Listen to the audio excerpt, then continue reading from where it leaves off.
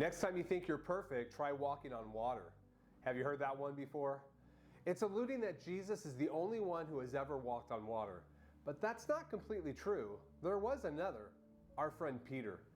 Matthew 14 tells of a time when the disciples get stuck in the middle of the sea because strong winds had come up against their boat.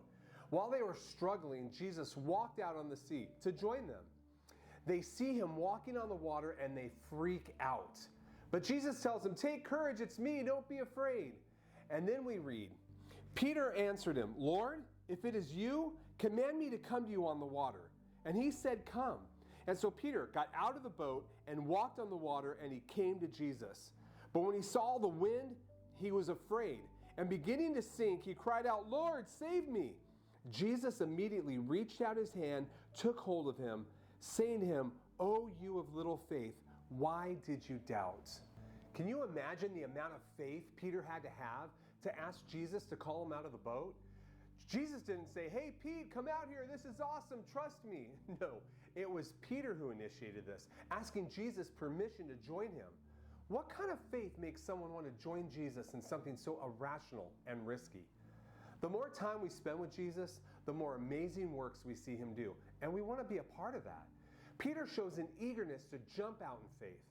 And while faith requires a surrender to go where Jesus calls us, sometimes that surrender exposes weakness in our faith.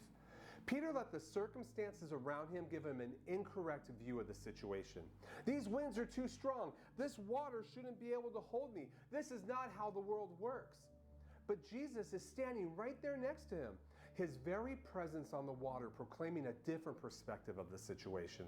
The winds are not too strong. The water is not what is holding you up, and I work differently than the world does. Jesus has total control.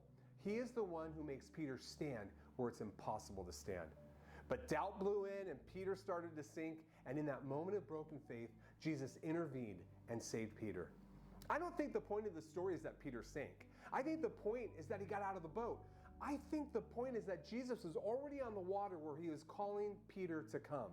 Stormy seas or calm shores, wherever Jesus is, that's where Peter wants to be. Peter demonstrated for us that faith is both obedience and risk.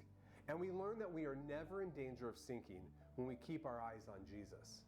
Has Jesus been asking you to join him in places that seem risky to you? I encourage you to have faith, jump out of the boat, and keep your eyes on Jesus. He will allow you to walk in some amazing places.